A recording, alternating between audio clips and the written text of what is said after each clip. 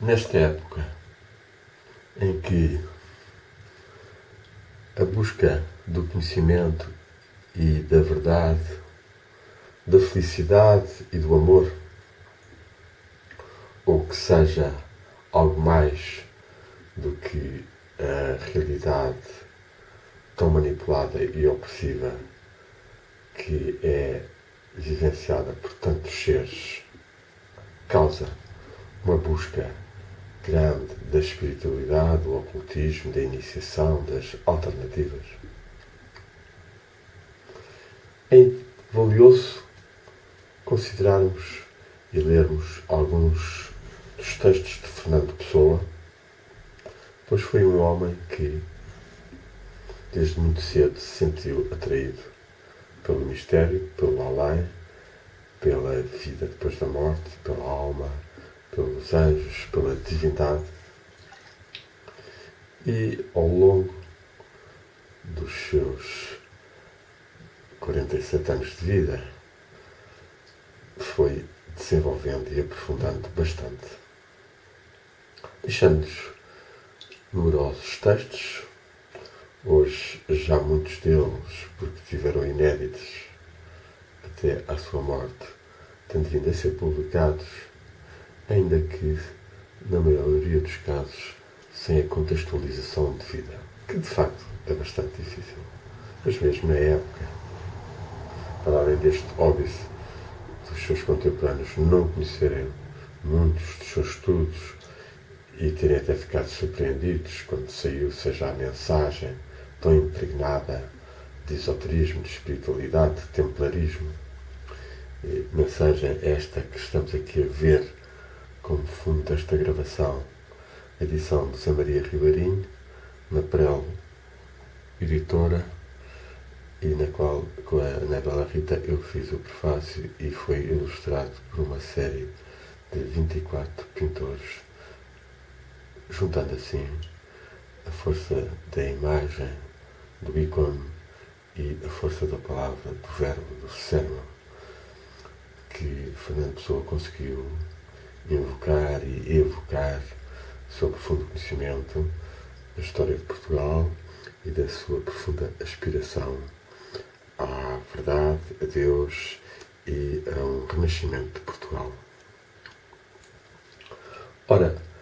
esta busca da espiritualidade portuguesa, que nós podemos considerar dentro de uma linha, de uma tradição espiritual portuguesa que existe e que o levou, por exemplo, quando chegou à África do Sul, a escrever por 2 vezes a Sampaio Brum, pedindo-lhe que o aconselhasse nos seus estudos sobre essa tradição, nomeadamente nos aspectos do encoberto que para Fernando Pessoa tinha uma carga múltipla, na medida em que, mais do que Dom Sebastião, representava também o ser humano no seu nível mais espiritual e que os fazer renascer. E nesta época em que de facto há tanta oferta, em que as pessoas acabam por se envolver frequentemente em grupos ou em pseudogurus, grupos sectários ou que exploram as pessoas, ouvirmos a tradição espiritual portuguesa presente em escritores como Camões, como Faria de Sousa, como Sampaio Brum, como Leonardo de Coimbra, como Teixeira de Campos Pascoais, como Antero de Quental, como Fernando Pessoa, ainda mais modernamente, de certa forma, Dalila Pereira da Costa, alguma coisa em António Quadros, ou Lima de Freitas, também em Dalila Pereira da Costa, nós vamos encontrar uma adoção ou aceitação da simbologia que foi desenvolvida em Portugal e que eu chamei até no Colóquio de Portugal Identidade e Geometria, realizado há poucos meses em Almada, os psicomorfismos, a dinâmica dos psicomorfismos, ou seja, determinadas formas simbólicas ou formas geométricas que ao longo dos séculos foram trabalhadas pelos portugueses e podem existir já, seja no nosso inconsciente,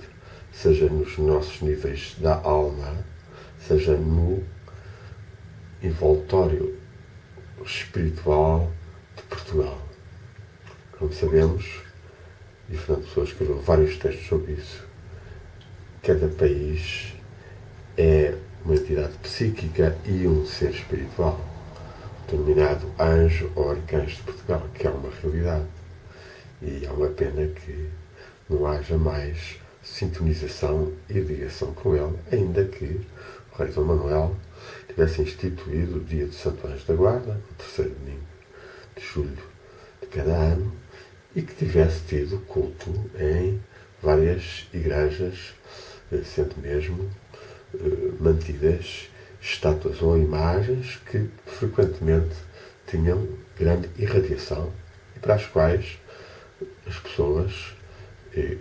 dirigiam a sua devoção e adquiriam mesmo pequenas estampas ou gravuras e pagelas que nós encontramos, por exemplo, em Bucelas,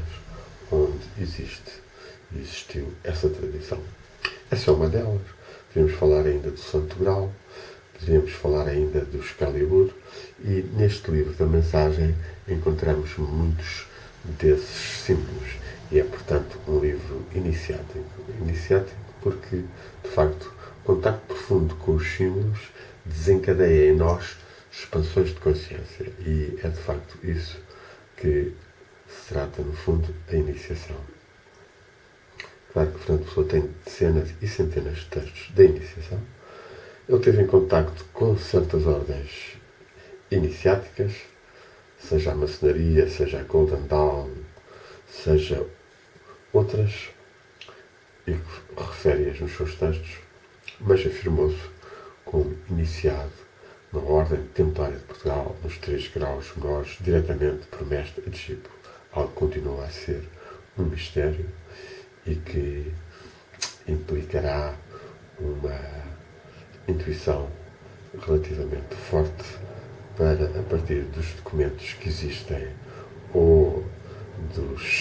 das transmissões que têm havido ao longo dos anos por pessoas que conheceram Fernando Pessoa, se possa ter uma certeza provável em relação a esse aspecto.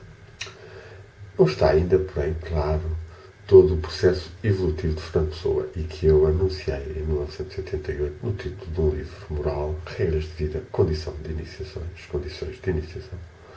pela qual assinalei essa clara evolução de Fernando Pessoa de estudioso de textos de filosofia e de moral, passando por influências, nomeadamente Nietzsche e de outros autores, moral da força, pela qual Fernando Pessoa escreveu vários textos, adotando posições bastante duras e antifeministas, anti-humanitárias, antifraternitárias, e que manteve durante algum tempo. Só mais tarde, começando a desenvolver, depois de ter passado pela edificação de várias regras de vida, que surgem pouco depois, para chegar, por fim, às condições de iniciação. As condições de iniciação que ele publicou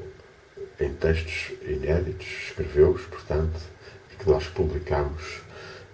nesse livro pela primeira vez, e que são, de facto, bastante valiosas para mostrar que o caminho baseia-se em grande parte na aspiração ardente da luz, desejar ardentemente a luz. E a mensagem é isso também, é mens agita molem, como Fernando Pessoa transcreveu a palavra, a mente, a força mental, a força do espírito, a força da divindade em nós agita a massa da nossa estrutura psíquica, a massa da nossa preguiça, a massa da coletividade, a massa da humanidade. E nesse sentido, Fernando Pessoa tenha dito também que a humanidade é um vasto animal que dorme.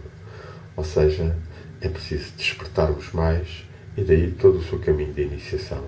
todos os seus poemas espirituais e essa busca das várias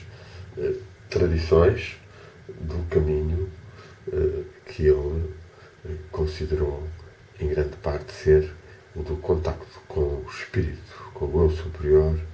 e com o anjo da guarda. Daí que tenha mesmo dito que a conversação com o santo anjo da guarda é a mais alta obra de magia. Um texto interessante, contudo, neste sentido de precaver-nos, de adotarmos ou de seguirmos demasiadas iniciações que vêm do estrangeiro ou a preço caro ou mirabolantes, será um texto que eu vou ler agora. E que, como muitos outros, não sendo datado, implica um grande conhecimento da obra de Fernando Pessoa para compreendermos em que momento da sua vida esse texto foi transmitido e o que é que ele significa no seu próprio caminho pessoal ou mesmo no seu caminho profundo conhecedor da verdade, pois nós encontramos vários textos mistificantes, nomeadamente no livro de Desassossego ou fora dele, em textos, e que as pessoas acabam por publicar convencendo-se que essa era a posição de Fernando Pessoa, quando não era. Este texto, contudo, é um texto valioso e poderia estar escrito no próprio livro de Desassossego, pois, de certa forma, tem esse cunho da mediania da vida na cidade e do empregado de escritório, do correspondente comercial e tradutor que ele era, e que, contudo, simultaneamente tem essa busca da verdade e uma certa sinceridade. Vamos ler o texto. E se me é permitido dar o que se pareça com um conselho aos que vivem e viverão sempre profanos durante o tempo da sua vida externa, dir-lhes-ei isto, que, como se dirige a eles, pode entender-se como sendo dirigido à humanidade inteira. Repudiai todos os mistérios, pois não estáis prontos para eles, e é mau sempre que entremos na esfera, ainda que profana, dos mistérios, se não há em nós a disposição de subir todos os degraus da escada. Vivei simples e humanos sob a grande obediência do céu e da terra. Fiéis às pequenas coisas que são tudo para o animal erguido que é o homem. Sede da vossa terra, do vosso lar, dos vossos pequenos cuidados e esperanças, pouco tristes não ser demais, pois se não é mais senão com ser chamado a selo. Por fé, tendo aquela que vos estende o agasalho da igreja, em a qual está tudo, se buscardes bem, e tudo ainda se não souberdes buscar. Não façais mal a ninguém, pois não sabeis em que leis tocais quando o fazeis. Hesitai em querer muito, ainda que o julgueis bom e o queirais para os outros. Vivei como sois, pois a pouco é dado viver como não são. Na casa do Senhor, assim se diz, há muitas mansões, mas isto não é de entender com o entendimento da terra. Este texto é um texto bastante interessante porque é um texto de um certo derrotismo, de uma certa conformismo. Fernando Pessoa acaba por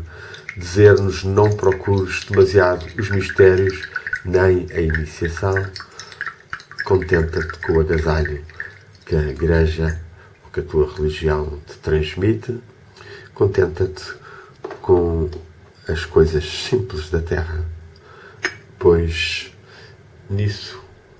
deverá ser o teu caminho se não fores chamado.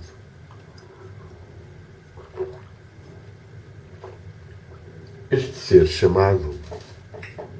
que é no fundo o caminho da iniciação, ou o caminho do gênio, quando se nasce inatamente já chamado para uma tentativa de compreensão maior da vida, obriga-nos a considerar se este texto é completamente verdadeiro, se corresponde à essência de Fernando Pessoa e ao que ele pensava do caminho, e em que momento o faz, e se esta posição de conformismo representa já no fim da sua vida uma conclusão de que uma grande parte da sua busca foi inútil, se pelo contrário é um texto, de certa forma, simplificador, acalmante da aspiração e da tristeza das pessoas que não estão verdadeiramente a sentir esse chamado. É difícil ficarmos certos de com que intenção escreveu este texto, nomeadamente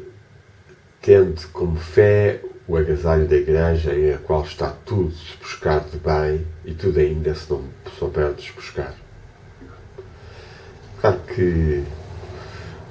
Fernando Pessoa, com esta frase, não está forçosamente a implicar um grande conformismo, nem uma grande aceitação da ignorância, do estado adormecido da humanidade, ou profano, como ele chama, pois que refere que nela está tudo neste agasalho que a Igreja tem, ou seja, nos ensinamentos da Igreja, nomeadamente nos Evangelhos ou nos seus textos mais espirituais e místicos, encontra-se tudo. Ou seja, encontra-se tudo o que pode ser transmitido pela palavra e que reflete as experiências ou as intuições ou os conhecimentos que alguns seres tiveram. E, de facto, grandes mestres como Orígenes, como Clemente de Alexandria, como Eckhart, como mais tarde, mesmo entre nós, Diogo Monteiro, Sebastião Toscano, Francisco de Sousa Tavares, do século XVI, Paulo Vasconcelos, da Ordem de Cristo, Gregório Taveira, Diogo Monteiro, todos estes mestres foram seres que, dentro da Igreja, conseguiram aprofundar bastante e, se forem lidos com profundidade e meditados, propiciarão essa luz e essa busca que os mistérios também transmitiram, pois os mistérios que vêm da tradição grega não eram mais do que uma preparação para a experiência metafísica, a experiência da identificação com o espírito e a sua vivência ou experiência com, por vezes, rituais pelos quais era propiciada nas almas uma catarse, uma purificação pela qual se poderiam receber e abrir-se mais à luz ou à visão espiritual. Isso é o que constitui basicamente os mistérios, é isso que constitui as iniciações, é isso que vai passar para as várias ordens secretas e é isso que no fundo constitui a busca do ser. O ser busca a união, busca a felicidade, busca o amor e, não o encontrando, recorre às mais diversas formas, algumas delas podendo mesmo ser violentas, na medida em que, desnorteado e incapacitado de sentir essa felicidade de onde provém como fonte divina e a que aspira e a que tem direito, acaba por forçá-la de formas que são facilmente depois manipuladas por outros e utilizadas em sentidos de alienação e exploração ou mesmo de fazer mal ao próximo. Daqui que este apelo de Fernando Pessoa a que o ser humano se agasalhe, se cubra do frio da alma e o frio que a alma pode encontrar na hora da morte ou depois da morte, com